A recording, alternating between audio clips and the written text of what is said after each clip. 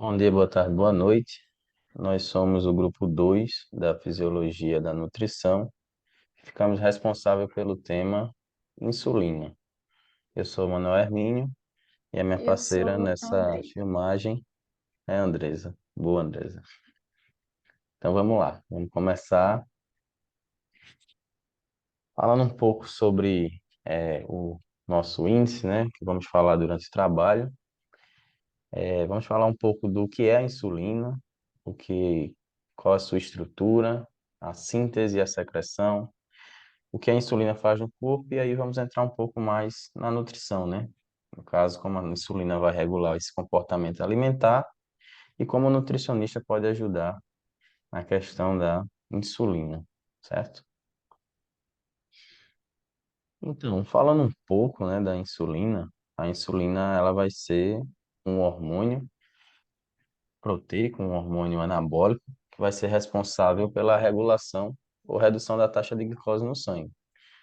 Ou seja, ela vai estimular a entrada da glicose no sangue para o interior das células e também vai favorecer a síntese de glicogênio. Então, quando nos alimentamos, acabamos dando um aporte de glicose na corrente sanguínea.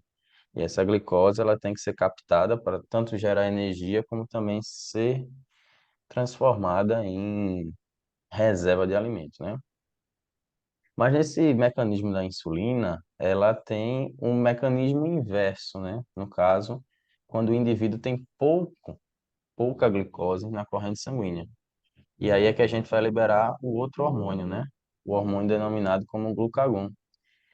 Ambos, tanto a insulina quanto o glucagon, elas vão ser produzidas pelos pâncreas, né? Pelo pâncreas, né? No caso, nas células alfa. E aí esse glucagon ele vai ter uma ação inversa que ele vai estimular a quebra do glicogênio. Então a insulina ela estimula tanto a entrada de glicose como a produção do glicogênio, né? E esse glucagon que vai ser catabólico, ele vai fazer com que tenha essa quebra de glicogênio para aumentar a glicose circulante no sangue, tá? Então, falando um pouco da estrutura da insulina, né? A insulina, como vocês podem ver na imagem, ela é uma proteína de duas cadeias polipeptídicas. Temos a cadeia A, que está em azul, e a cadeia B, que está em verde, tá? Então, a cadeia A ela é composta de 20 aminoácidos e a cadeia B ela é composta por 30 aminoácidos. Falando um pouco da síntese e da secreção da insulina, como eu havia falado antes, né? Está aí o nosso pâncreas e ele é responsável por sintetizar e secretar tanto a insulina quanto o glicagon, né? Então, essa insulina ela vai ser produzida pelas células betas nas ilhotas de Langerhans do pâncreas, né? E aí elas vão ser responsáveis por sintetizar esse hormônio e secretar o hormônio da insulina, e ele vai ser responsável por regular esse ciclo da glicose no sangue, né? Então, temos aqui nesse esqueminha uma célula beta no pâncreas produzindo insulina, tá?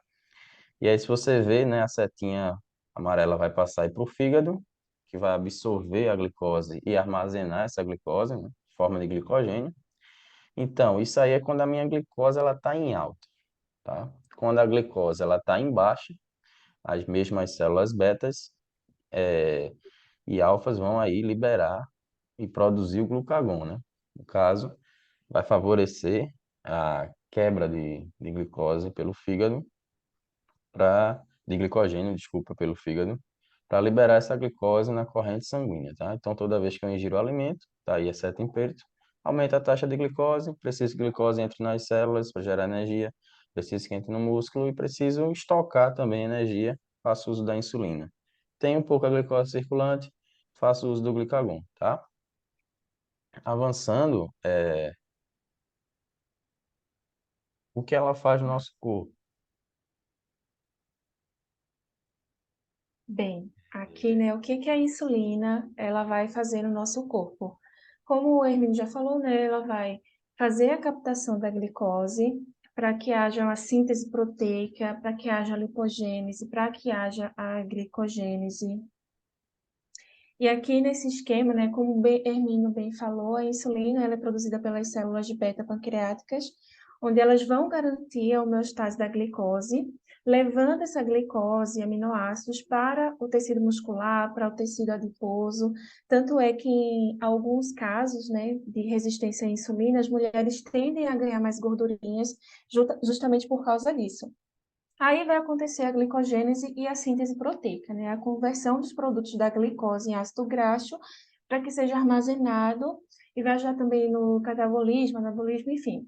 A insulina ela vai estar relacionada com o controle de glicose no sangue, como já foi dito, né? Esse hormônio ele vai atuar praticamente em todas as células do nosso corpo, estimulando a absorção de glicose pela célula.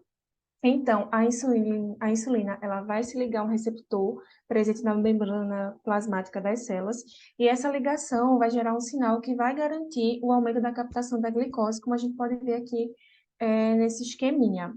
A gente pode até usar uma simbologia de chave e fechadura. A gente pode ver a insulina aí, né, com esse triângulozinho se ligando ao seu receptor. Em algumas pessoas, né, o sistema imunológico vai atacar equivocadamente as células betas, né? E isso vai fazer com que haja pouca ou nenhuma insulina liberada no corpo. E, como resultado, a glicose vai ficar no sangue em vez de ser usada como energia. E esse processo a gente chama de diabetes tipo 1, tá?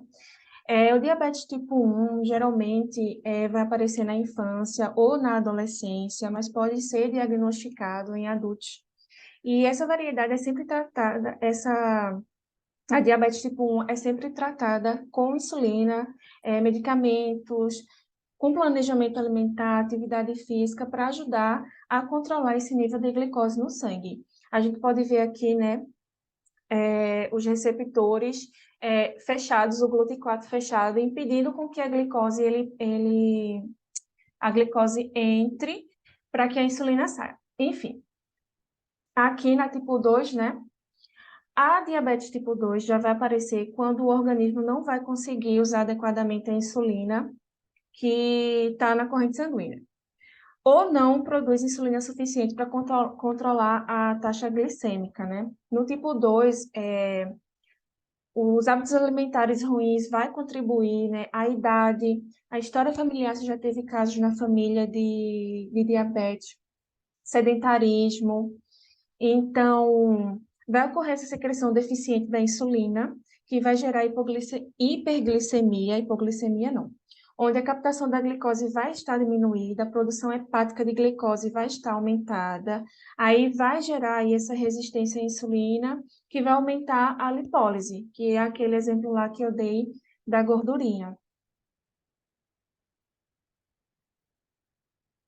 E aqui falando sobre diabetes gestacional, né, durante a gravidez, para que o neném ele tenha um bom desenvolvimento, a mulher ela vai passar por mudanças físicas, principalmente hormonais, né? A placenta, por exemplo, é uma fonte importante de hormônios que ajudam a reduzir a ação da insulina, que é responsável pela captação e utilização da glicose pelo nosso corpo. Então, o pâncreas, consequentemente, vai aumentar a produção de insulina para compensar esse quadro. Então, algumas mulheres, esse processo não vai ocorrer e elas vão desenvolver um quadro de diabetes gestacional, né, que a gente caracteriza justamente pelo aumento do nível da glicose no sangue. E quando o bebê é exposto, né, a grandes quantidades de glicose, ainda no ambiente uterino, há sempre os maiores riscos de crescimento excessivo, que a gente chama de macrosomia fetal. E, consequentemente, essa mulher ela vai ter um parto traumático, ela vai ter hipoglicemia neonatal, o bebê, na verdade, né? E até obesidade quando essa criança se tornar adulto. Então, a gente considera, né, diabetes gestacional qualquer intolerância à glicose de magnitude variável, com início ou diagnóstico na gestação, né? Aí a gente tem os defeitos entre produção de insulina e a captação de glicose, esse desequilíbrio de hormônios que acontece, né, nessa fase tão importante para a mulher, E também predisposição genética pode sim causar a diabetes gestacional. Então, como a insulina ela vai regular o nosso comportamento alimentar? Geralmente, né, quando a gente está olhando para as comidas, para o doce, a gente sente aquela vontade de comer, e isso acontece principalmente pela fase cefálica do consumo alimentar, né? A gente precisa entender sobre a fase cefálica para a gente poder entender sobre o comportamento alimentar, principalmente como a insulina ela vai regular esse nosso comportamento alimentar. Então, os aspectos sensoriais eles estão muito presentes nesses estímulos. Aí a gente tem o estímulo visual, o estímulo olfatório, né, quando a gente sente aquele cheirinho de comida, até a gente ouvir falar sobre comida, né? A gente tocar, a gente comer, tudo isso está ligado nessa fase cefálica, que é caracterizada por esse conjunto de respostas fisiológicas antecipatórias, né? Que antes de consumir o alimento a gente vai ter, que está relacionado ao alimento e à alimentação, né? Que vai ter o objetivo de preparar o nosso organismo para ingerir, para digerir, para absorver, para metabolizar esses nutrientes, né? Que é necessário para a nossa sobrevivência. Então, a gente tem esses estímulos visuais e olfatórios, né? Gustatórios. A gente tem o olfato e a saciedade sensorial, né? Específica, e a gente quer focar na resposta pancreática, né? Na resposta pancreática, na fase cefálica do consumo alimentar, a gente vai ter a secreção endócrina, que é o que Hermínio falou, que é a insulina e o glucagon. E esse pico de insulina no nosso sangue, especificamente no plasma, ele tem cerca de 10 minutos após a estimulação da cavidade oral, ou seja, a partir quando a gente começa a comer o alimento, então já está ali estimulando, né? Então esse pico de insulina vai durar em torno de 10 minutos. Vai acontecer a liberação do glucagon durante essa fase cefálica, né?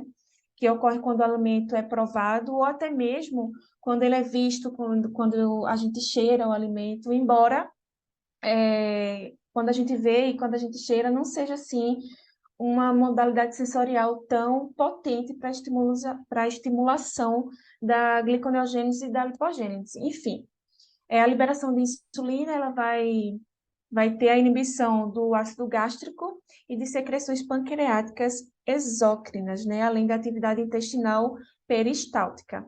Vai acontecer também o aumento na liberação de polipeptídeos pancreáticos, que a gente pode abreviar para PP, que é observado após a estimulação dos receptores na fase cefálica e aparece 10 minutos após o início das refeições e vai permanecer elevado, desculpa, por pelo menos mais de 30 minutos após o término da nossa alimentação, tá?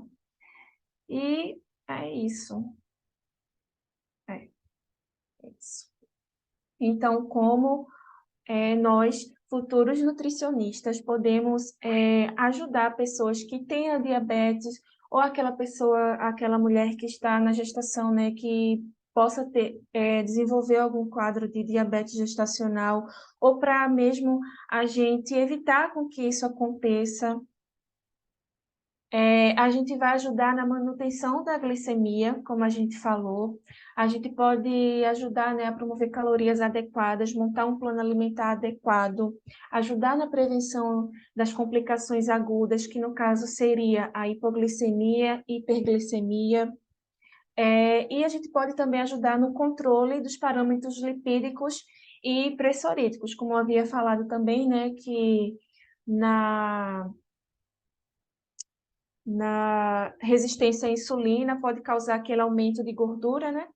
Então, a gente pode ajudar a manter esse controle, né, dos parâmetros lipídicos. E é isso aqui, é nossas referências, e é isso. Obrigada. Obrigado pela atenção, pessoal. Qualquer dúvida, é só mandar pelo mural, vamos responder. Esperamos ter cumprido não só a tarefa, mas também ter passado um pouco do conhecimento sobre insulina, tá? Até a volta do recesso.